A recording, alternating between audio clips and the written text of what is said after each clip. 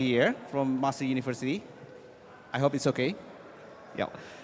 Has been director of the Maastricht University Center for International Cooperation in Academic Development, or MUNDO.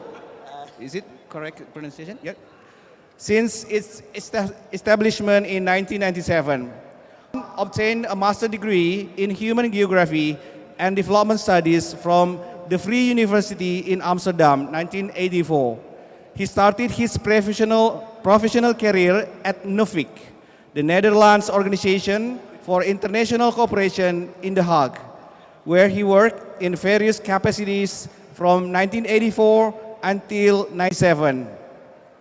In 1987, he moved to Maastricht to work with Rijksuniversiteit Limburg as its first international policy advisor. In 1989, he was appointed head of the Office for International Cooperation, a position he held until 1997. As director of MUNDO since 1997, he has worked in all aspects of cooperation with partner institutions in the Global South, with an emphasis on knowledge capacity development. Han worked in countries in Africa, Asia, and Latin America. In recent years, he has been predominantly active in Southeast Asia, notably in Indonesia.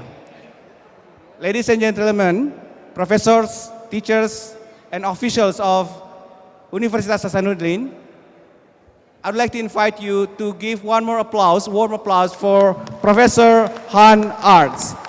And without further ado, Han, the floor is yours. You can start the presentation. Saya akan mempersilakan Profesor Han untuk memulai kuliah umumnya. Assalamualaikum warahmatullahi wabarakatuh. Selamat pagi. Can you hear me? Yeah? Okay. Great to see so many people here. I didn't expect to stand here this morning. I happened to visit your conference on technological innovation in medical education, currently taking place at the Claro Hotel. But yesterday I met with your rector, and in the first place, that was a very nice invitation. But we also had a very interesting discussion, I think, about the educational approach that we are using in my university, in Maastricht University.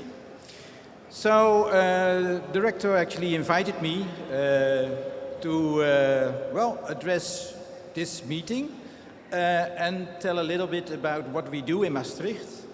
So to give you an idea of our educational approach. So that's what I'm going to do. I didn't really prepare a presentation, so I put together some slides.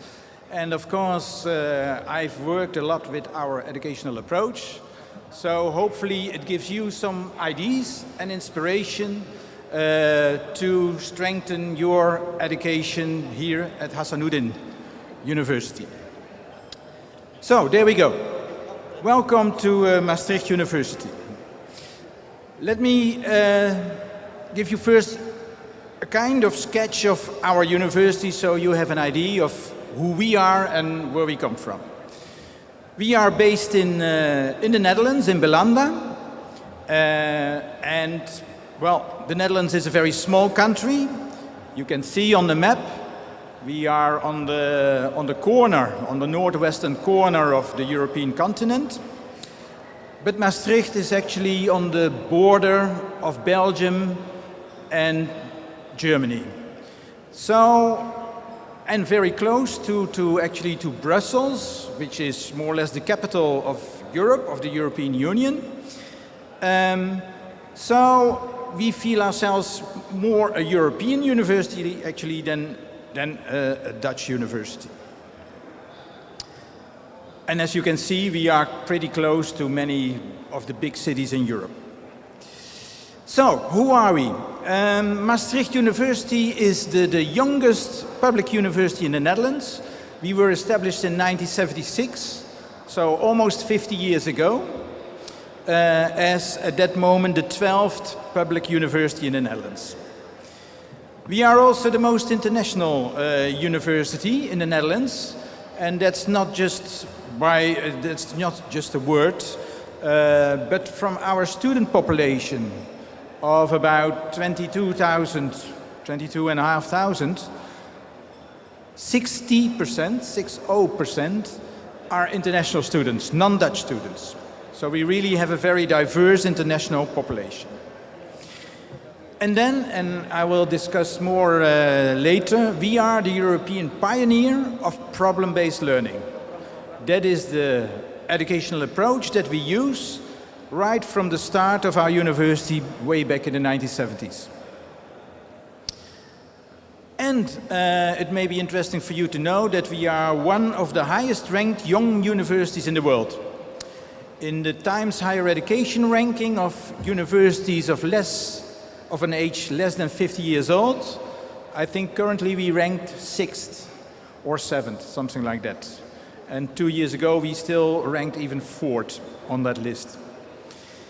So, and then we are a member of several international networks of universities, and especially in Europe this is of meaning and significance because of the European integration. There is actually a lot of pressure for European universities to team up with each other, and that's what we do. But we are also a member, for instance, of the Worldwide Universities Network, and actually I'm the coordinator of the Maastricht membership of this network. Okay. So, 20,500 students, about 5,000–6,000 academic staff, not only academic. These are the faculties we have. So 6, I don't need to read them out, you just can see for yourself the faculties we have. One remark, health, medicine, life sciences, that sounds as a lot, and it is a lot, is our largest faculty.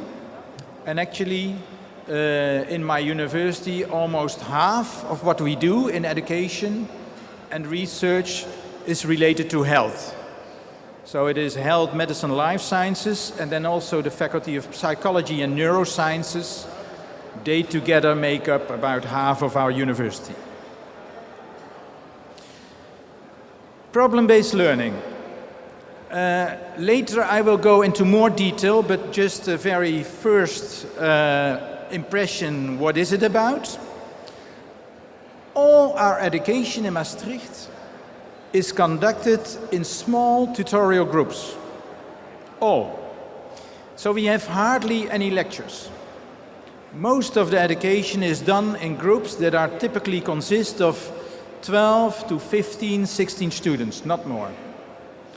And they are attended by an academic staff member who is not a lecturer, but who is a percent of our students is non-Dutch.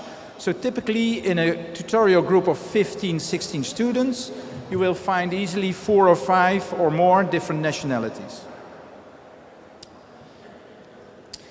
What is also important in our educational approach is that next to the problem-based tutorial groups, we develop skills, and we emphasize that a lot. So about 1/4 to 1/3 of the curriculum is basically about skills training. And that's done in every field. Whether you are trained to become an engineer, or a medical doctor, or a lawyer, or a business developer,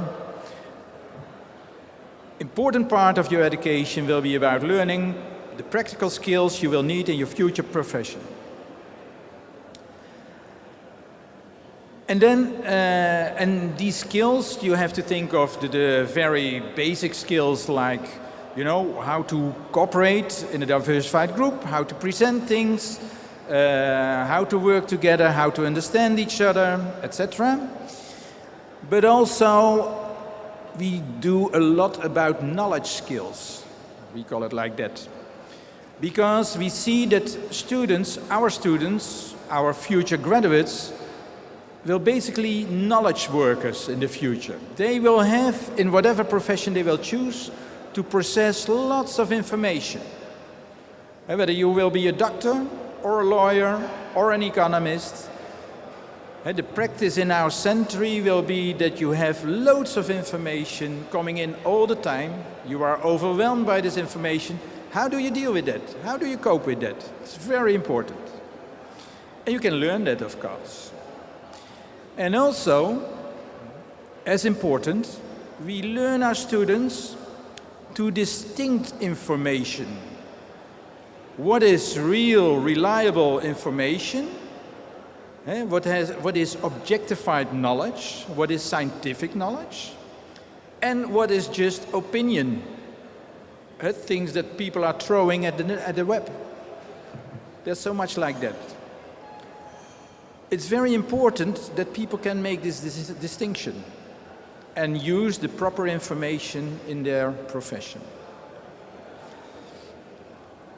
So, skills, and then also attitude. So basically we work, we have a kind of model in which we bring to our students knowledge, we do a lot of attitude development, and we do a lot of skills development. And then a good side effect, so to say, of our educational approach is that it's small scale, so students feel inclusive. Or put it in another way, it's very difficult to escape the tutorial group. You cannot lean back, but most students like that a lot. And there is also a continuous contact on a very personal level with the tutors, with the academic staff. So students will not get lost.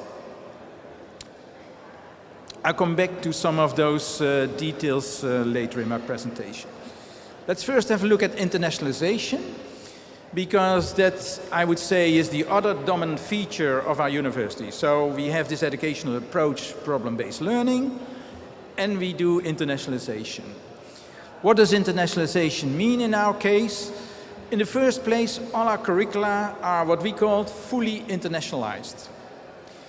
That means that the output profile, the graduate profile, so the kind of graduates we produce, those are defined in a completely internationalized context.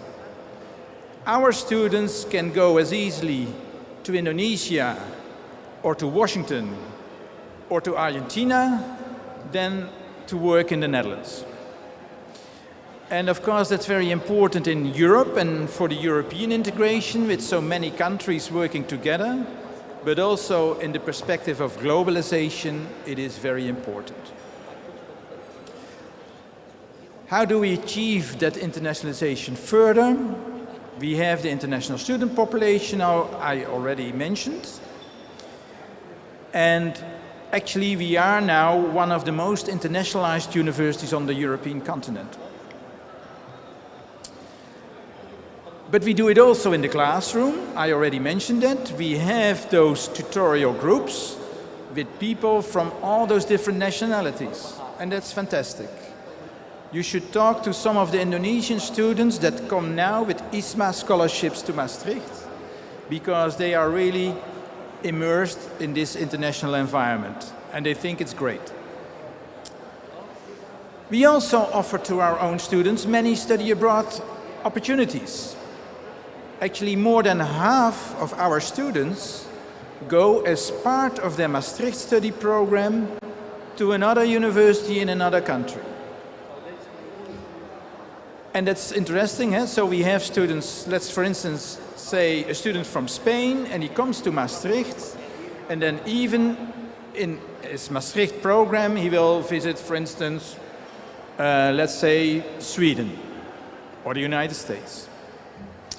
So they get a real, very international experience in several countries, study experience in several different countries. Also very important, we look at employability. So how can our graduates function in a professional environment after their studies. And also that, the employability we have defined in an international context. So again, our graduates can work as easily in an international company, whether it's based in Hong Kong, or in Accra in Africa, or in Amsterdam in the Netherlands. You understand the idea. And then we do global citizenship education. That's a part of all our programs. It is a kind of attitude development that whether you study law or social studies or arts or engineering, you will get a course in global citizenship education. And for all that we have received in Europe, but that's really a European thing, the Certificate of Quality in International Education, the so-called CQUIN. Just briefly about this internationalization. Of course, this has not come overnight, but it's the result of a long developmental process. And actually, it was already a deliberate choice in the 1980s of the then rector of our university to walk this path. And that also had a historical connotation, but I won't go into that here, but it's just to say that it is a long walk. But because we started that early, we have become a front-runner in internationalization. And also because we combine it with this educational approach, that really has given us a kind of unique profile.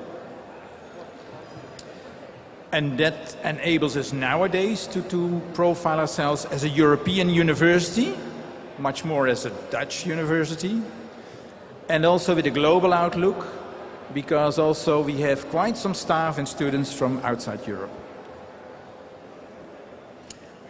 Okay, the rest of my presentation, which I just put together last night,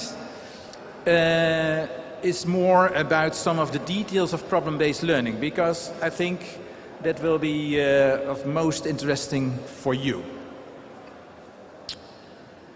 Our problem-based learning approach goes back to, we started as a faculty of medicine. So the medical school was the first one to be established. In the 1970s we started with that. And at that time there were many challenges to medical education. But interestingly, those challenges are a kind of eternal challenges. They are challenges of all time. And they had to do with, let me say, a couple of things. First, information overload. Also by then, already. There was so much new information that it was just not possible to add it all the time in the curriculum, because that's what the usual thing is. You just add the new things. But if it goes too fast, you cannot cope with that. You will end up with a curriculum of 20 years. Not possible. So you have to make choices. You have to throw out the old things. How do you do that? It turned out it's just not possible to give all the basic medical knowledge in the old-fashioned way. You have to find different ways. And actually the whole problem-based learning approach, which was actually developed in the 1960s, first in Canada and then in the US, and then it came to Europe, is to reverse the process. You make students work by problems, and by doing that, they learn the theory. Not the opposite way, not first the theory and then the application, but actually you start with the problems, and by learning to solve the problems, you learn what you need to know. In theoretical knowledge and also in practical respects. Interestingly, it turns out that psychology confirms, psychological science confirms that this is a much more effective way of learning. So the whole basis of the learning approach is in cognitive psychology. So, it was a great success in our medical school. And just to show that, in the Netherlands, when we started, there was a lot of skepticism in the other medical schools at the time. So what are they doing? Solving problems. It has nothing to do with academic education. Until we produced our first batches of graduates, and then it turned out that actually they performed much, much better than the graduates of the traditional medical schools. So 10, 20 years later, you see that almost all the medical schools in the Netherlands, and not only in the Netherlands, have changed over and use a lot of these approaches nowadays.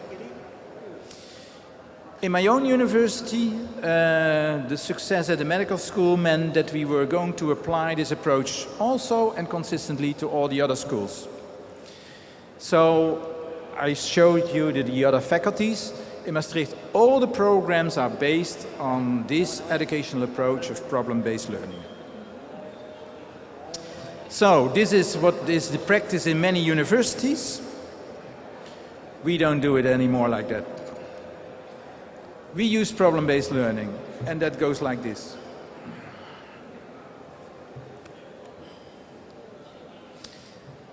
Okay. Yeah, well, I think I already explained the first part of this slide. So the learning takes place in small groups with a tutor. The tutor is the academic staff member. But also, in a group, you appoint a chair and a secretary. Those are students.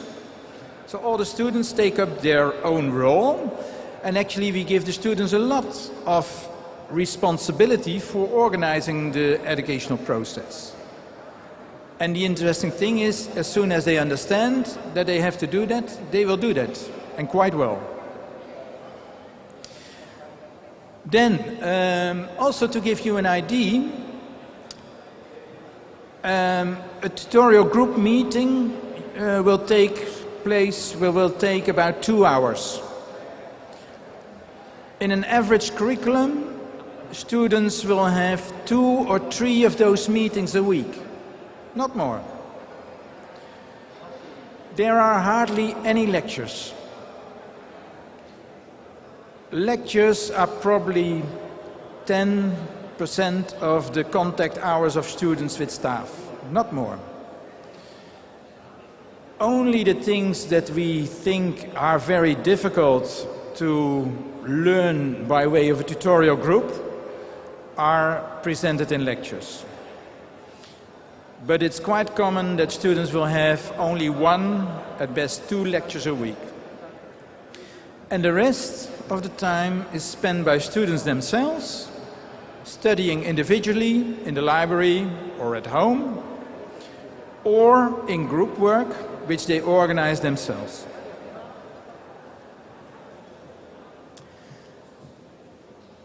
Okay.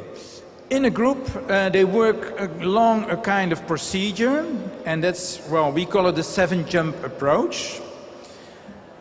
I just show you this one.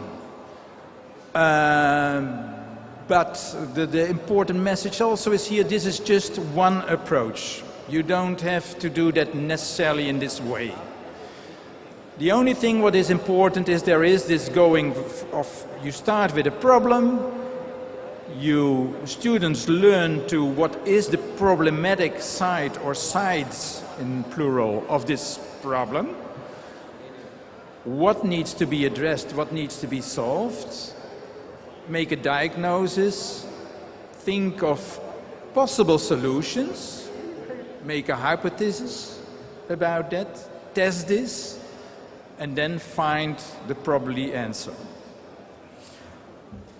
But you can organize this process in many ways. This is also an interesting schedule, I think. I mentioned briefly cognitive psychology. This comes from this corner, and this graphic shows how people learn and how they retain the knowledge they've learned. And you can see in the top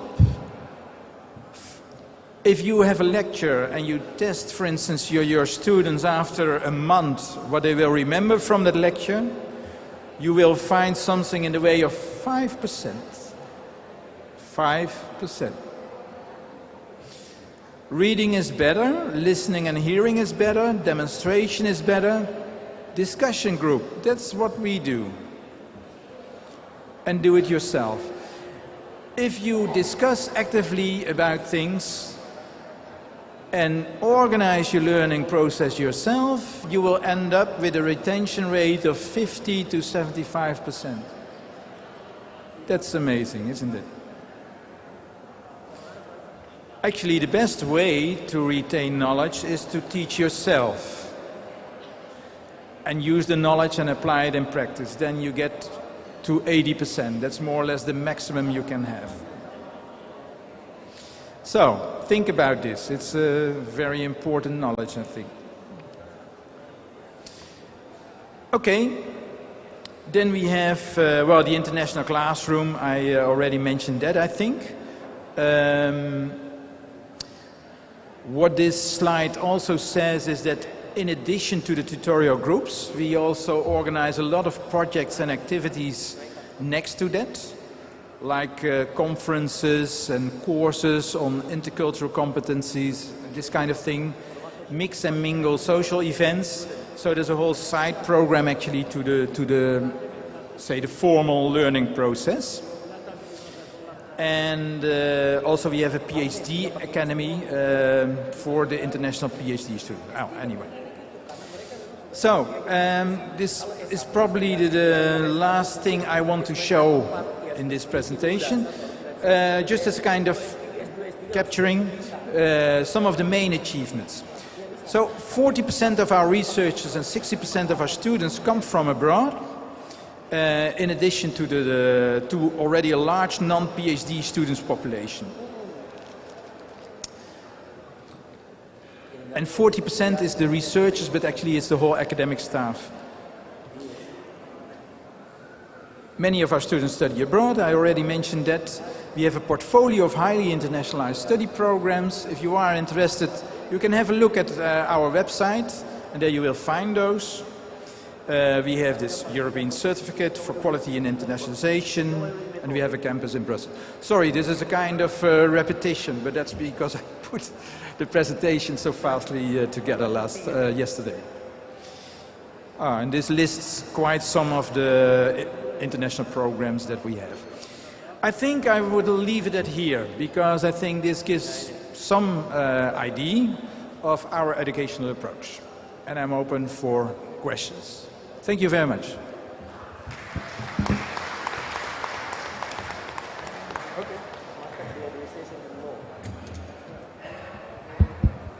Thank you very much.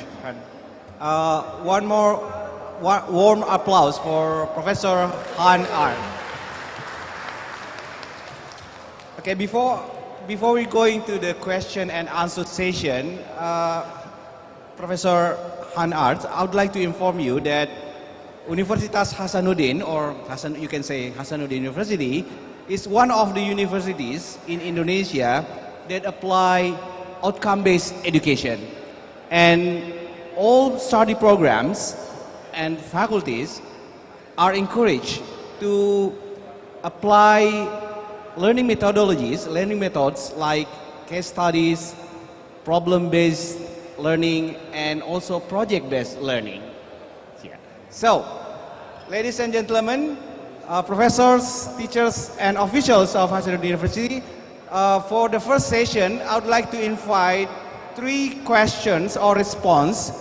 Okay, one from our rectors, and then one from the gentleman in black, and then also from Prof. Musrizal. Okay, so the first opportunity I would like to invite Bapak Rektor, ya, Profesor Jamaluddin Jompa.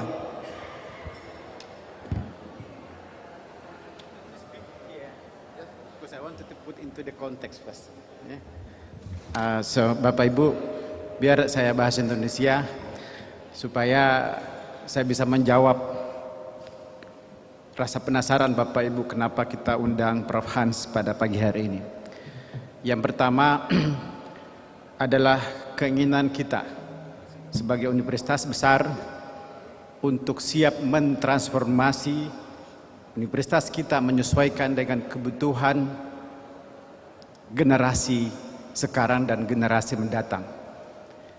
Dunia sudah berubah dan sebenarnya kebutuhan generasi kita, kebutuhan generasi mendatang barangkali sudah tidak sesuai lagi dengan model atau cara kita mendidik selama ini.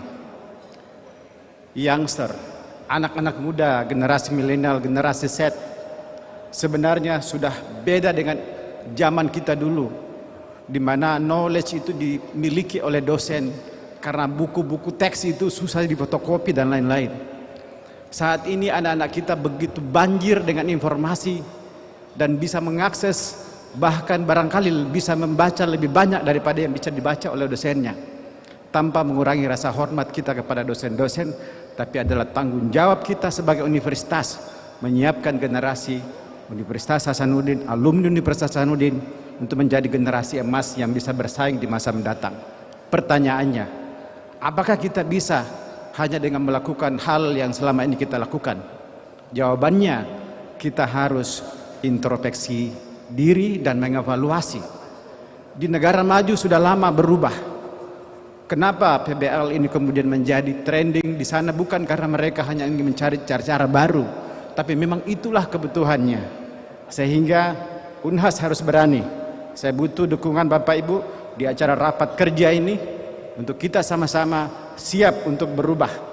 Dan saya minta LPMPP, Prof. Musrizal dan kawan-kawan, seluruh pimpinan, teman-teman anggota Senat, pimpinan Senat, ayo kita mencari model perubahan pembelajaran yang sebenarnya dibutuhkan oleh generasi sekarang dan mendatang. Salah satu contoh ekstrim yang saya kira kita lihat tadi dalam presentasi, bahwa di negara maju setelah mereka evaluasi, yang namanya lecturing itu tersisa kurang dari 10%. Kita masih sangat dominan. Oleh karena itu saya kira bukan karena kita meniru-niru, tapi adalah suatu analisa yang sudah dilakukan oleh banyak ahli-ahli pendidik bahwa sudah saatnya kita harus berubah. Dan saya kira pimpinan universitas siap untuk mengawal perubahan itu, bukan untuk kita disebut hebat, tapi ini untuk tanggung jawab moral kita kepada anak cucu kita, kepada teman-teman generasi terutama yang sering anak-anak muda kita ini. So thanks Prof. Hans. Sorry that I'm speaking bahasa. I know this is something emotional that I need to be able to speak in my own language, but I do appreciate. Dan Bapak Ibu sekalian yang saya hormati, tentu kita akan sama-sama. Saya minta seluruh pimpinan sudah mulai membahasakan ini, membahas ini, mempelajari model seperti ini. Saya tahu di Fakultas Kedokteran Gigi itu sudah mulai modelnya seperti itu. Seluruh fakultas kita harus mentransformasi ke sana. Dan mudah-mudahan ini juga membuat kita sebagai dosen barangkali itu akan jauh lebih bagus karena memiliki waktu yang lebih dekat, lebih banyak untuk berinteraksi dengan mahasiswa kita. Bukan lagi dalam bentuk teaching, tapi lebih pada sistem fasilitasi dan tutorial. Dan kita, Bapak Ibu yang serius, mungkin para pimpinan, kalau perlu kita berkunjung ke beberapa universitas yang ada di Eropa yang telah mengembangkan sistem ini. Ya. Bagi yang serius, saya kira bisa mendaftar nanti untuk kita sama-sama ke Maastricht University untuk kita lihat di sana. Ya. Tepuk tangan dulu. So, I just wanted to appreciate you again for your presentation, and I do hope that we are start from now. This is now actually all the leaders are here, all the Senate members are here, so you like to make that change officially, and hopefully your university will able to host us in your university. Is that right? Yeah. Prof. Hans sudah mengatakan iya, dan insya Allah kita giliran untuk berangkat ke sana dalam rangka untuk training sama-sama. Ya, sekira sekian itu saja. Dan mudah-mudahan nanti di dalam rapat kerja ini salah satu yang harus jadi yang diprogramkan itu adalah program based learning ini yang akan menjadi suatu model yang akan kita adopsi. Saya kira itu saja, mungkin tidak ada pertanyaan. Ya, terima kasih. Assalamualaikum warahmatullahi wabarakatuh. Terima kasih Pak Rektor Prof. Jamaluddin Yompa. Okay, the next opportunity I'd like to invite, yes, the gentleman in black. Please someone pass a microphone to him, please. Okay. Yes. Thank you very much, Prof. Hans. I'm Irfan from Faculty of Dentistry. This nice presentation. Thank you. So actually, we already apply this method in Faculty of Dentistry from 2008, problem-based learning, and we have a lot of experience related this method. I have some question about this. First is maybe very technical about the 7 jump. First is how to standardize the tutor, because one of the most important thing in PBL is the role of tutor. So how? Because sometimes the group result is different each other, depend on the tutor capacity. This is the first. The second is the tutor has to be content expert of the scenario of or the topic. This is the second. The third is sometimes in our experience, sometimes students feel boring during the discussion. Maybe because this using similar module or similar scenario by time. So please give us your suggestion to solve the problem. The fourth, sorry, I have 6 questions. Okay. Four is, can you limit your question, please? And yeah, I think, yeah, one more question. Okay. The third is about your suggestion about how to solve the field of students sometimes boring to discuss, because use a similar topic. For example, this year using a similar topic to next year module. The next is about how to ensure in step 7. In step 7. Saya kira sudah cukup banyak pertanyaannya nanti. Terima kasih. The most important question is, in your experience, which one is better, using PBL system or traditional curriculum? Okay, thank you. Okay, thank you. And the next, I'd like to invite Mr. Professor Musrizal Muin. Thank you very much. Prof. Hans, it was a very nice presentation. I am Musrizal Muin, the head of Quality Assurance and Educational Development. We believe that there is a growing pressure on universities to prepare better students for workplace. And that's why we have to adapt our curriculum to the workplace needs. And one of them is this kind of learning process, learning efforts. It has been a long time ago we have applied, we have shifted from the teacher-centered learning to the student-centered learning. And my question is, how does it Maastricht improve the quality or the competency of the tutor and lecturers in the application of this kind of learning and teaching process? Thank you very much.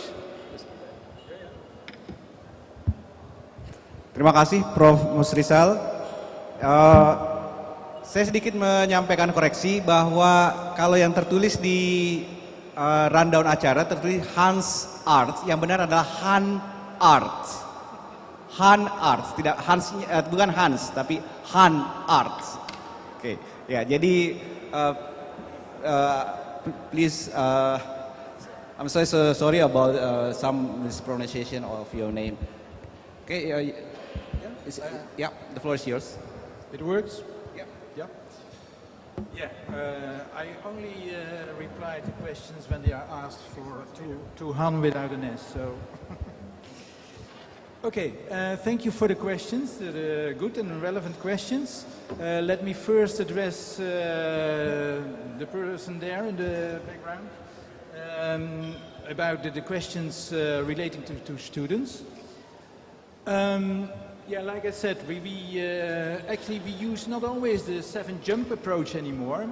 And probably a very general remark to start with is that any educational process has its challenges and difficulties. So I'm not pretending, not at all, that problem-based learning is ideal and without problems. You have your own challenges, which you will find in the student groups for the most part. But I think that's okay. So first, more the questions, very specific as you put them. The first question you asked was how to standardize, in a way, the tutor role.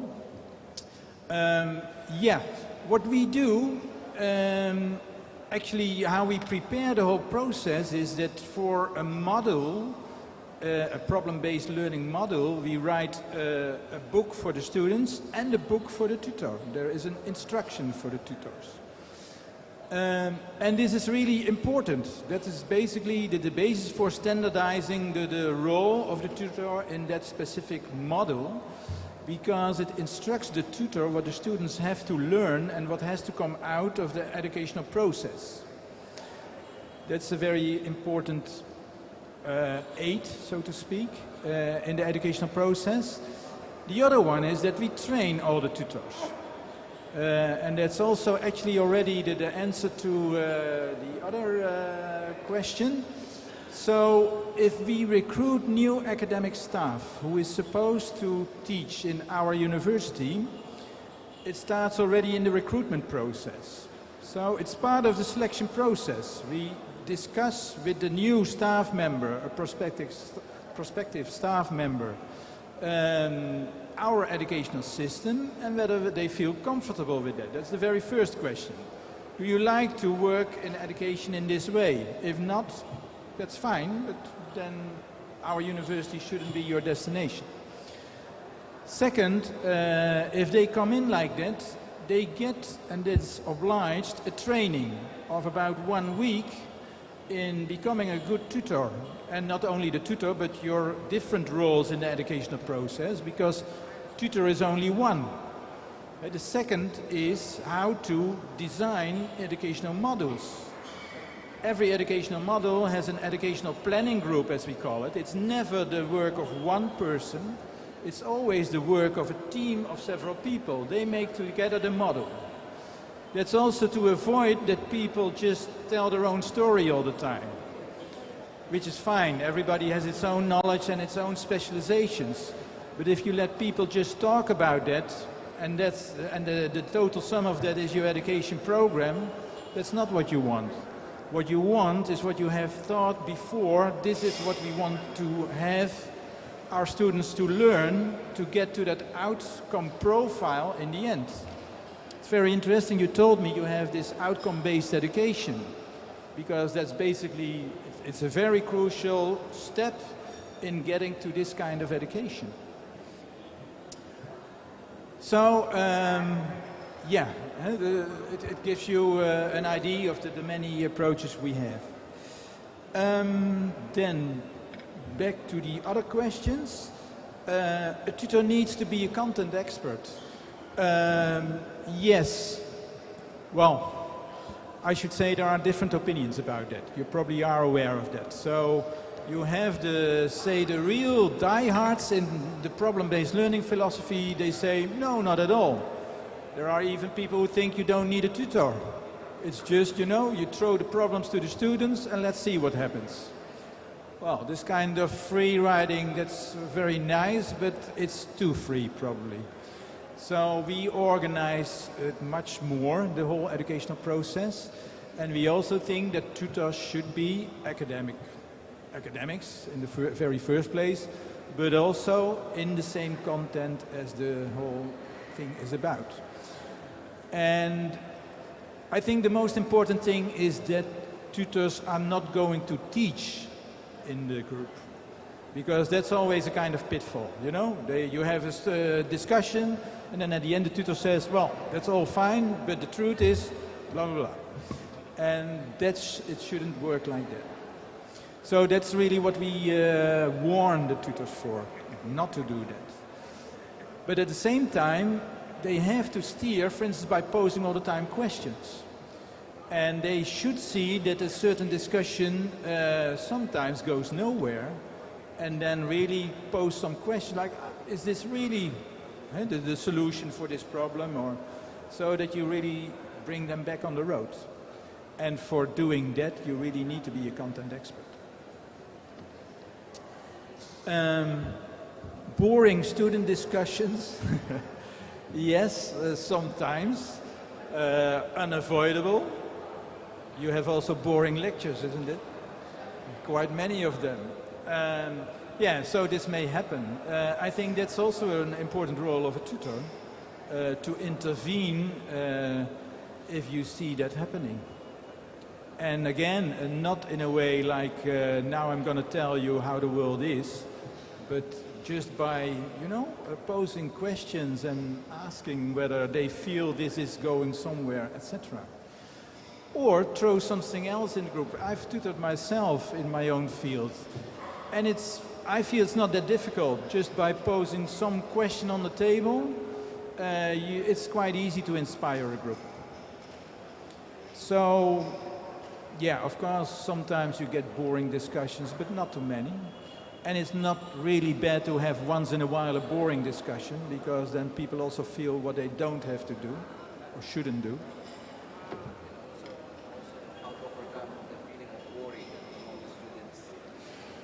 The feeling of worry. Yeah. Oh, yeah. So, how to overcome feeling of worry?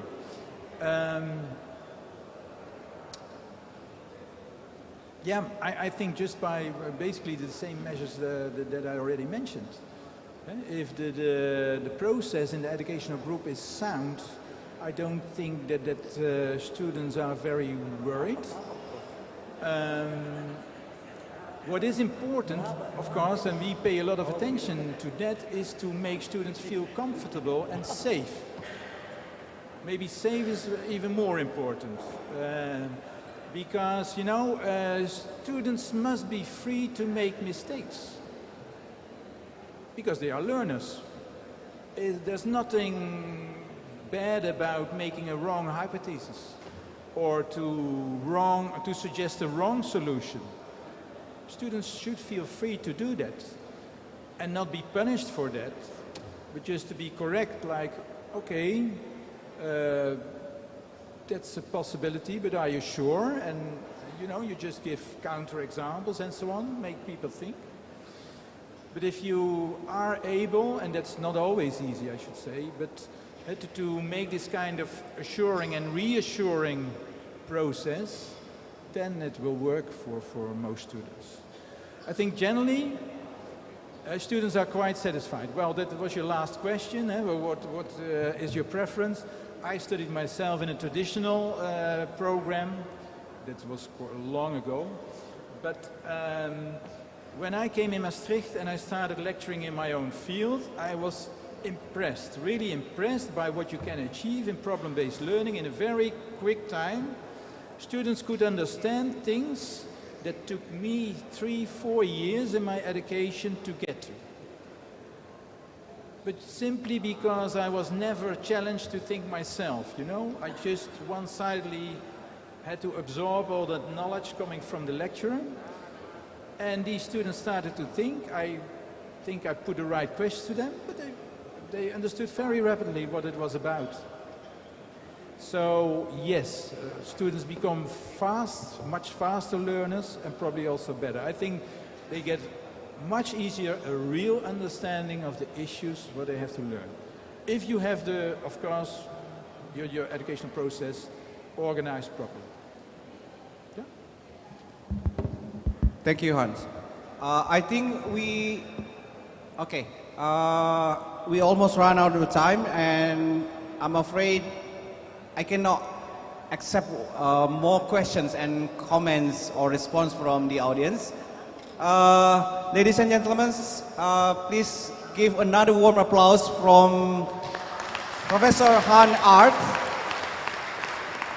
It's a big honor to have you here in a brightful day in Makassar, in our what is program called Rapat Kerja.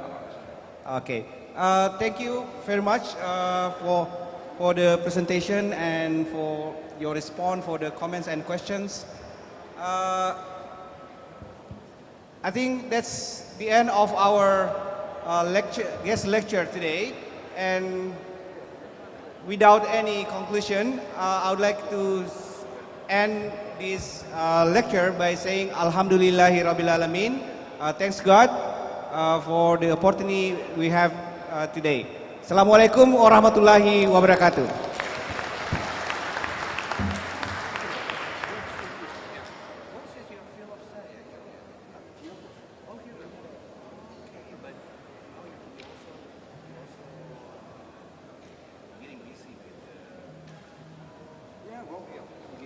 This is actually quite related to what I studied in here. I'm a human geographer, so. Okay, can I take this now? Oh, yeah.